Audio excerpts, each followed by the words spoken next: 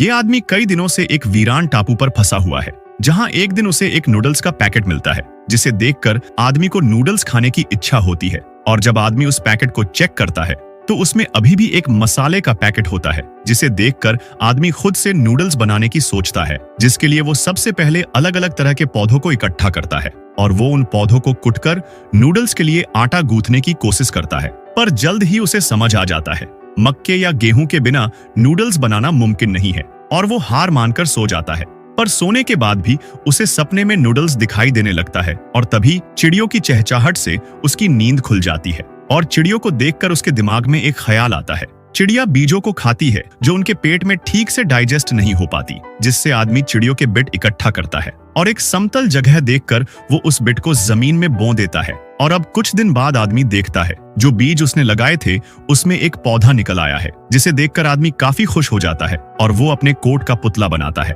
ताकि अपने फसल को वो चिड़ियों से बचा सके। आदमी अपने फसलों की अच्छे से देखभाल करने लगता है, लेकिन एक दिन आदमी की नजर एक पौधे की तरफ जाती है जो भुट्टे का पौधा होता है, जिसे देखकर आदमी के खुशी का ठिकाना नहीं रहता, क्योंकि अब उसके नूडल्स खाने का सपना पूरा होने वाला था और कुछ ही दिनों बाद ही उसकी सारी फसलें तैयार हो जाती है। अब आदमी भुट्टे के बीज को कुटकर नूडल्स के लिए आटा तैयार करता है और एक बोतल से आटे को बेलकर नूडल्स के शेप में काटता है और उन नूडल्स को उबालकर उसमें वही पैकेट वाला मसाला डालता है। अब जैसे ही आदमी पहला निवाला नूडल्स का खाता है तो उसकी आंखें नम हो जाती हैं, क्योंकि भले ही उसके नूडल्स खाने में परफेक्ट नहीं थे, पर वो उसकी मेहनत और जिंदा रहने के चाहत का प्रतीक था।